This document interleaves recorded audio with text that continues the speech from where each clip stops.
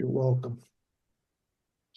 So, good evening, everybody, and I'm excited to be here with you and sharing a little bit of my experience with you.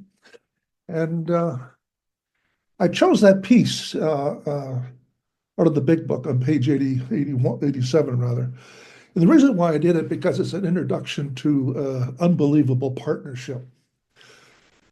In love language, it is relationship. And I was just suggesting to somebody this week, matter of fact, that it means a lot to me when I start talking about me, I can start talking about we. Now, we get used to that because the first part of the first step, we talk about we are powerless. We have a community. We belong to something.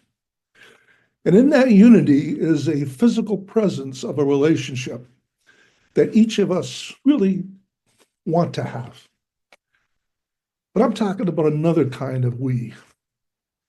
There's something inside of every human being, addicted or not, is what I refer to as a sacred identity. And this is the partnership that I want to tap into with a little bit of sharing of it tonight. The idea that we are spiritual beings, and there is an infinite connection to something beyond any degree of understanding that each of us can even articulate. But it requires some things that may be unusual or unique in this busy world of noise. It requires sitting still and learning to listen. And not listening in the way of our way of thinking, but listening with our hearts. This is unusual because as human beings, there's a natural tendency to listen, to scrutinize, and to think about all the thoughts that we have as if they were the correct thoughts, the best thoughts, as if they were our helpers. And many times what happens as we begin to have some self-awareness through the 12 steps, this awareness, we begin to see that our brains or our minds play tricks on us. It's not always our friend. Keeps us small, and it encourages us to say we're not good enough, that we're limited. And this is where we want to get to the heart. We want to get to the heart space. Now, one of the things I like to share with people is some evidence of how meaningful the heart space actually is. You know, when you ask someone to point to themselves, they will not point here normally. Here I am. What they normally do is point to their heart. Here I am. I'm here. And it's interesting that that simple little test describes to us what's available, deeply available to us as human beings. You see, unfortunately, as we grow up and we live this life of ours and we try to make sense of our lives and what we're up to and the things and circumstances and things that we're attached to, one of them being alcohol, we begin to get smaller and smaller and smaller. So in the 12 steps, particularly in step 11, there's a liberation that happens. It's a liberation not because we're perfect people, but because we are people that are imperfect, but can have this idea of a deep spiritual connection to this higher power or God, however way you want to describe it. And in that, we begin to see the beauty and the goodness that each of us have, the talent, the potential, the idea that there's reasons why we're here. There's reasons why we're in recovery. There's reasons why we were born. And as we tap into that inner space, we're able to see it for the first time, maybe, or feel it, or get a sense of it. Or it may arouse our curiosity to look for something that we have yet to see. Meditation is a simple, natural act When I first started meditating, I read all kinds of books because I thought it was important to learn how to do it right. And I chased that idea for a lot of years. And meditation is so much simpler than that. In other words, you can't do it wrong because it's natural. It's as natural as breathing. So what we're talking about this evening, I hope, is a relationship, not a transactional advocate that sometimes I relied that God was. The intergalactical bellhop. Oh, Lord, I want this. God, I want that. Make this right. Get rid of this defect of character. Instead of allowing this grace, if you like, this power to infiltrate my heart and to be okay with sitting with this power and begin to see that the power lives in me. It's not something I'm praying to. It's something that there exists inside of me. When we think about our disease, about the alcoholism and their need to want what we want, even without God, that obsession for control and managing our lives and getting the things we think we deserve or want, that's caused us a lot of grief. We think we're doing the right things, the responsible things, but yet something in us, particularly addictions, that goes beyond the idea of wanting or hoping. We're obsessed with control. And of course, that is the very thing that is contrary to what I'm speaking about. So instead of getting something, we're willing to give something. Instead of forcing something, we learn to allow and surrender. Instead of hanging on to things, we learn to let go. See, the paradox of meditation and in the spiritual world is many times is opposite to what we think naturally. I remember when I first started my first AA meditation meeting, the agenda wasn't like this. The agenda was really, first and foremost, we meditated for 10, 12 minutes. And we never missed the meditation. And I never set myself up as a teacher. I don't want to be an authority on that subject. I have no desire to be an authority. I am a sojourner just like you. But in that group, I see many lives changed. I seen that they got a glimpse of something that they never saw in themselves before. And it's simple.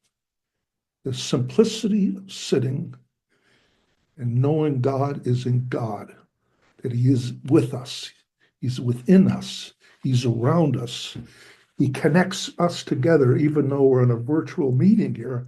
There is a connection. This is why AA can work on Zoom meetings, because of that spiritual connection, the moving towards something somehow or another I couldn't achieve on my own. So how does one do that? How does one start? And I find people are fascinated by learning more about meditation. And what I'm going to suggest to you is not about learning anything. It's about the idea of experiencing something. So this is how it starts off.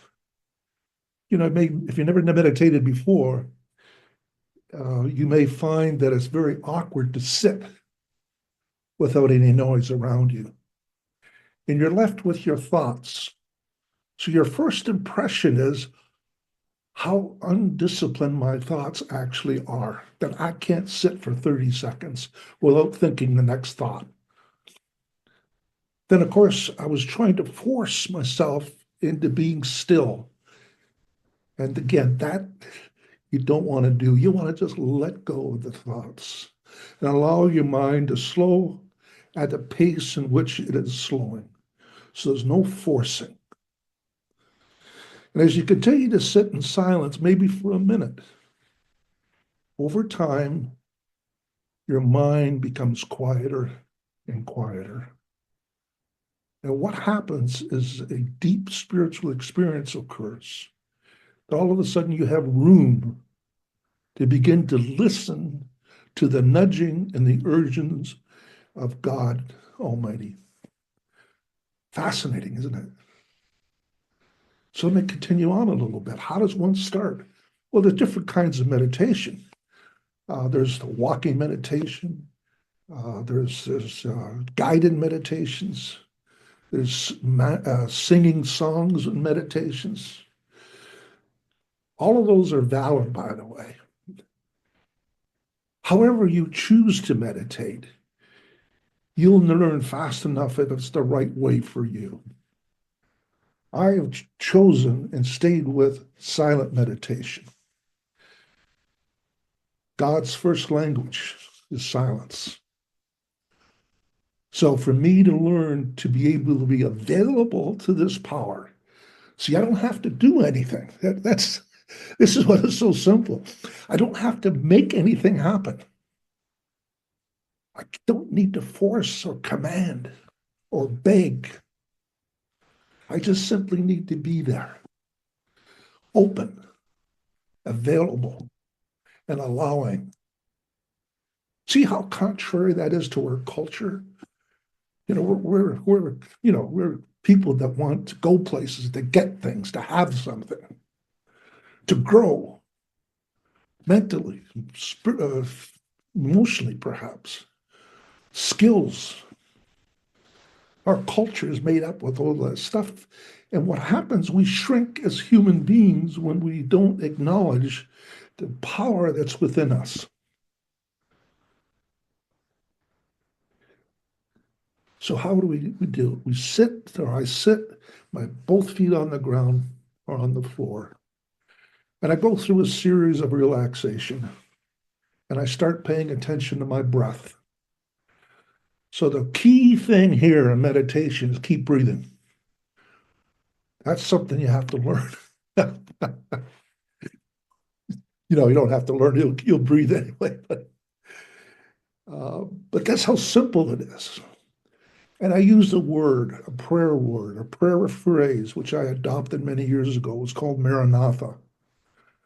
And I break it into 4 or 5 syllables, ma, ra, na, tha. And I breathe in and I breathe out at every syllable. And I slow everything down. Then I'm transported into an experience that I can't describe to you, a love experience. Because I am in partnership with something that I can't even begin to convey what it is. Deep love, I think, is what I'm experiencing. That I'm okay in the hands of this God, this higher power. All is well.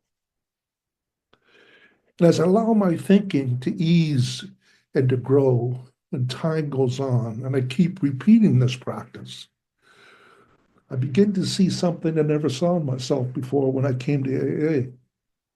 See, I thought it was bad. There was something wrong with me. Wasn't good enough, smart enough, handsome enough, social enough. I had all these not enough kinds of symptoms I had that I'd learned somewhere, and I interpreted as truths. And of course, none of those were true.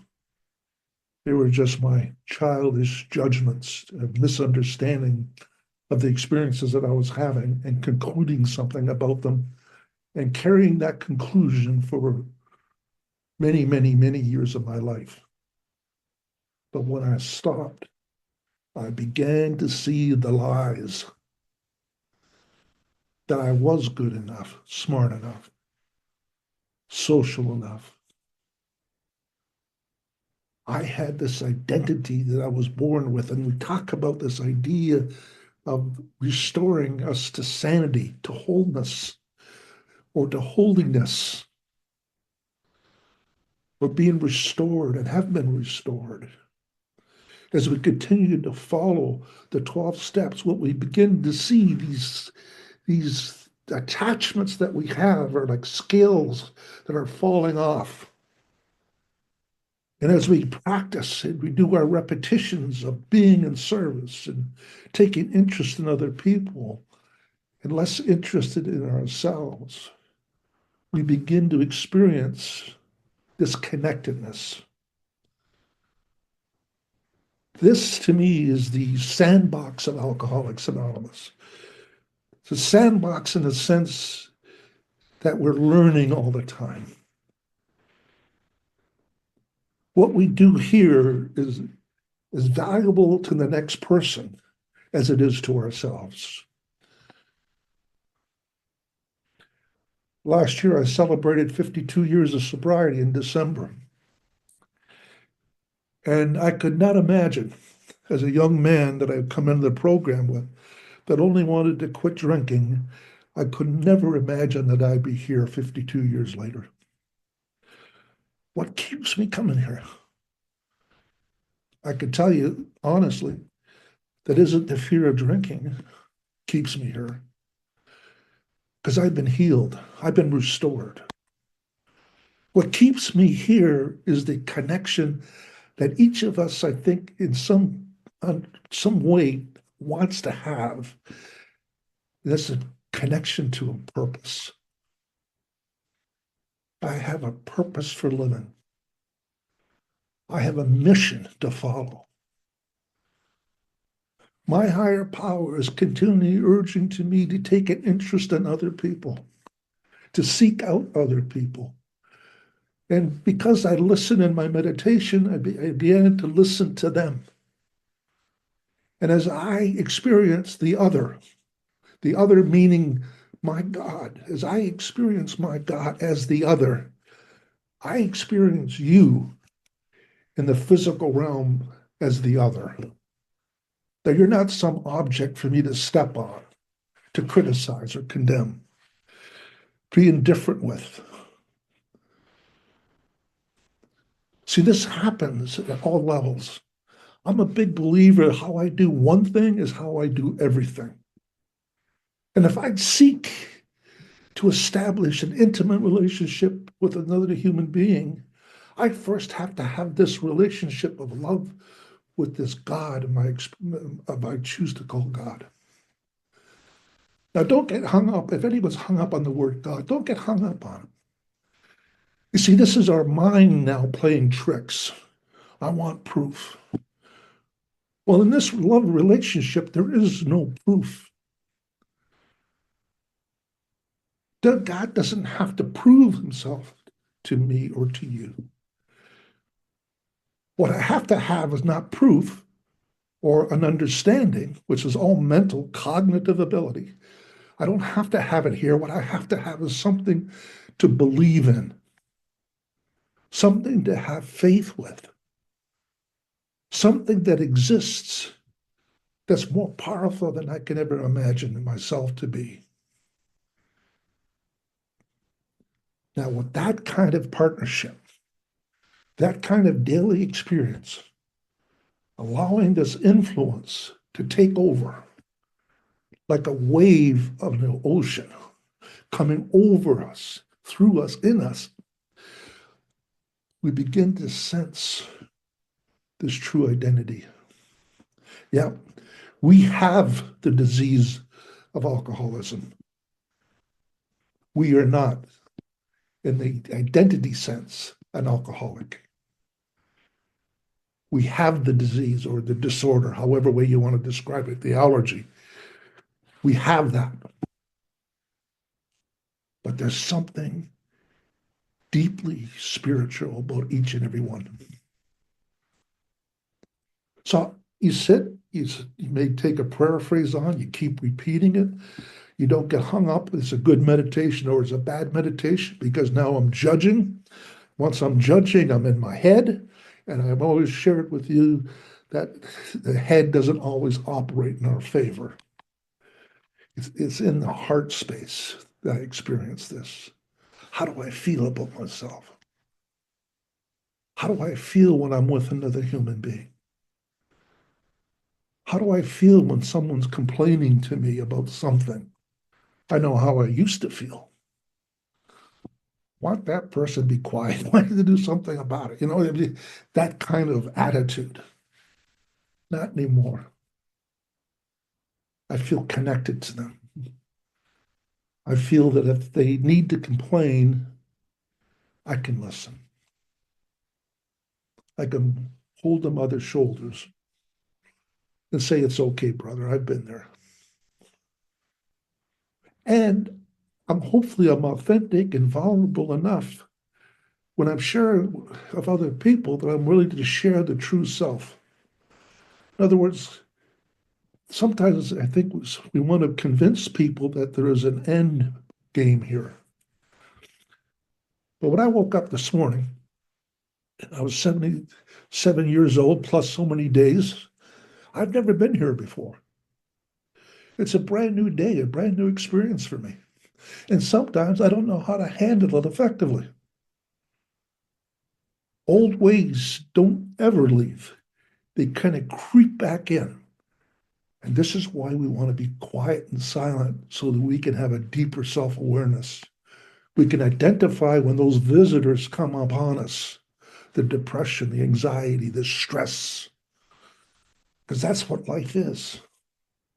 Life is a series of ups and downs. And what I had to learn and continue to learn is to be resilient, adaptable, flexible, put my life in the hands of God, and be comforted in the fact that it'll all work out. I've lost time. I don't know if I'm close to ending or what it is. Can someone let me know?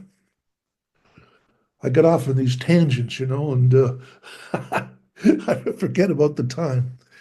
Can anybody let me know how much time I have? John's our timer. I think about 10 minutes, brother. Yeah, you have Oh, about okay. 10 more minutes? Okay, good. So I want to talk to you a little bit about prayer. And what I come to learn about prayer is that there's different kinds of prayer. There's reading a prayer. There's memorizing a prayer. All very good, by the way. We're not suggesting one's less important than the other. But I want to talk about experiencing a prayer. How do we experience prayer? Well, when we start off every meeting, we start off with the serenity prayer.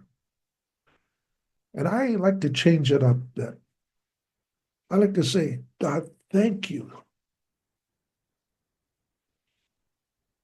for the serenity that I've experienced today. And I allow myself to experience some serenity that exists in my day someplace. And I've been very grateful for that. It's not like I deserve it. It's not like I should be immune from it. But I say, thank you for the serenity that I've been given. I thank him for the courage to change the things that I can. I don't pray for the courage as much as I thank him for the courage, because I want to experience the courage that I already have. This helps reinforce the fact that who I'm being in the moment is not only grateful, but a courageous human being, ready to take on whatever I need to do to take on in areas of where I can control. You see? Thank you for the courage. Thank you for the acceptance that I'm able to separate, if you like, things I have no control over. And that allows me to open up and have peace in my life. Because I see through this experience of prayer that I begin to see things that I never saw before. You see, I suffer from I want it because I want it even without God. But once I start slowing down and started looking at ways of praying, ways of being grateful for the gifts that I've already been given instead of asking for more and more and more without acknowledging what I already have, leaves me to a very imbalanced life. And thank you for the wisdom. A gift, by the way. I'm not bragging about it. I've got nothing to brag. How do you brag about a gift? The wisdom, the ability within myself to be curious about what is the right, best thing for me to do in a given moment. Not what I'm comfortable with, not what I feel good about, not what I want, but to choose what is life-giving and overlook or let go of things that are life-threatening. You see, friends, what is it I want today? Well, I had a whole agenda when I was 23 years old, 24 years old when I came to AA. I had a whole agenda of what I wanted. And I got most of it. And I got most of it through force. And I also lost it because I gained it through force. What is it I want today? I want to have deep friendships. I want to have a conversation with people who are real, who are not pretending, who trust me enough that we can have a conversation, that we can open up our hearts with each other and share with each other exactly how we perceive our life is doing at the moment. Relationships. First of all, I want to have a deep relationship with my maker. I want to have a deep relationship with other people, my family, of course, and to be able to live my life without regret in the sense that I have had to travel this route to get to the place where I am today. And just to think, thank God that there was such a thing as a spiritual recovery from a spiritual malady. See, I'm a human being, modest, no more hyperbole left in me. That's all that's gone out from the youth that has left me. I'm just a simple guy, wanting to experience everything I can experience in this particular moment, because I have no idea when this life is going to end. And I want to be able to lay my head on the pillow and say, thank God I know these people, they know me, and that I have a life that I can consider that is worth living.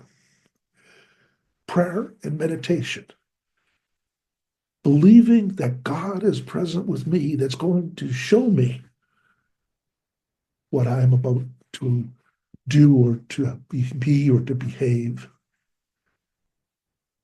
I believe that God is telling me this all the time, is constantly telling me this through curiosity, through interest, through what seems to be the natural thing to do. And when I don't do those things, there's something called the hounds of heaven are there and are telling me, are barking at me, don't do that. No, no, no, no, no. That's good. Listen instead of talking. Be okay. All is well. Don't worry. And what I found is this, that I'm able to, in the working now the 12 steps, I'm now able to be with people that I could never tolerate before. I'm okay with it. I'm interested. I want to know how you experience life more than I want to tell you how I experience life because I already know how I experience my life. I'm interested in you. Not because I have great advice to give somebody, I don't. But what I have is a hand open and ready to walk with anybody that wants me to walk with them. So both of us can have this quality of life, which I was only dreaming of when I was drinking, the thing that I was chasing, the comfort and ease and how I deal with myself, with other people, and circumstances. This is available in step 11. And this is what this meeting is about, is expanding this idea of the power that's available to us if we're just willing to put down the defensiveness, the explanations, the forcing, the commanding, the judgments, and open up those beautiful virtues of allowing and surrendering, letting go, and be okay with whatever comes my way. Thank you for your generous listening. It's a joy to be with you all. I was looking forward to this meeting. I haven't been here in a couple of years. So I just want to, I'm just grateful to see some old faces and meet some new friends. Thank you.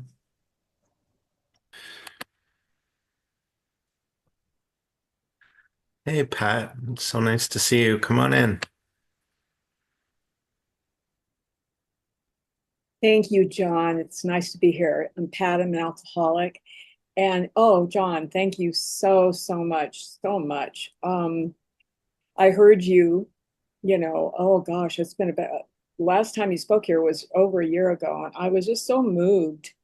And what I walked away with is this impression of you as how connected spiritually that you are, and my question I have for you is, have you had any experience with two-way prayer? I And have. about that? Oh, sorry. Go ahead, Pat. Yeah, can you just relate, I guess, briefly your experience with two-way prayer? Yeah. So what comes out of us without the thinking, the filtering, the right thing to say, comes out naturally and it comes out quickly. So two-way prayer, the way I have worked it, is to allow that process to take place without trying to overthinking or correcting it or putting the right grammar down. Just let it flow. And I think what you find is that happens, and you begin to see what the Spirit is sharing back. What is important? What could be I looking at? What is behind some of the words or phrases I was using? And allow that to be an indication, not complete, by the way, it is, but it's an indication of the Spirit pointing something to me. And to carry that forward into an action plan, this is what, this is the practical side of a spiritual program, is what action am I going to be taking in the experience of a two-way prayer session? And to write these small actions. For instance, give you an example. Sometimes I write about my doubt. I believe in God, yes, I do, but sometimes I doubt. And I've often thought about the prayer that I won't get into the details of it, but this man stood up and he says, I do believe in God, but I pray for a deeper and greater faith. Heal my doubt. So when I experience doubt and I write it down and I see it, I begin to see that as a gem, something to look at so that I can have a deeper and stronger faith in God. So that's kind of the experience I have with it. Thank you, John. I love it. Thank you. Thank you, Pat. Hey, Marilyn, come on in. It's great to see you. Good to be seeing John. My name is Marilyn. I'm an alcoholic. And thank you, John, for such a beautiful, gentle, loving share. I just really appreciate it so much that you said. I took a lot of good notes. And but I just I'm going to touch on one of the things that you said when you talked about the sacred identity. Yeah. And if you could just give me a little bit more on that sacred identity. Yeah. Well, I want to point first of all back to the restoration that Wilson put together in the second step, that we're being restored to something. So if you know the word restoration, you know that you're brought in back to the original state. That's the word, the experience of the word. So now if I believe that, I then have all kinds of ideas and conclusions about me, about who I am, who I'm not, what I like, what I don't like, all kinds of filters, all kinds of failures, lots of opportunities or successes too. But what we're calling for here is to be brought back to something that we had before we were conditioned in this world. So what does that mean? What is it I value? What's important to me? And you begin to do this investigation. And I like to do it in step 10, that investigation of the values that I've been given. You'll notice that each one of us would probably say, I knew I was not doing something right. I know the difference, but I convinced myself to do it anyway. So where did that voice come from? Where does that start? Well, it starts with some inherent value that I put on this world. That there's something there for me that explains to me or tells me the direction in which I'm living. So what are some of the values? We know some of them. We may not operate them in them as often as we may like, but we get a sense of what we value. The principle of service is an example. That's a value in which we carry forward, and we learn how to do it more effectively. The value of love, loving another human being, not because of anything other than they're a human being, not because they're smart, educated, rich, poor, entertaining. No, you just love the human being. So we begin to see these things start rising from our heart space. And now, once again, we ask ourselves, how am I going to bring those things forward in my life? What is my action plan to practice the act of love? You see, if you take that one thing as an example, and you write an intention every day of how you're going to practice loving another human being, you'll come up with a whole bunch of ideas. And if you practice those things, what's going to happen? Because of God's grace is going to expand and deepen within you. And pretty soon people are going to say to you, there's something about you. You're just shining. Your eyes are clear. You're sparkling. You seem to be interested in everything. And you might say to yourself, well, where did that come from? Well, it comes from discovery of our sacred identity and what we value as human beings. And to practice those things diligently as often as we possibly can. Thank you, John.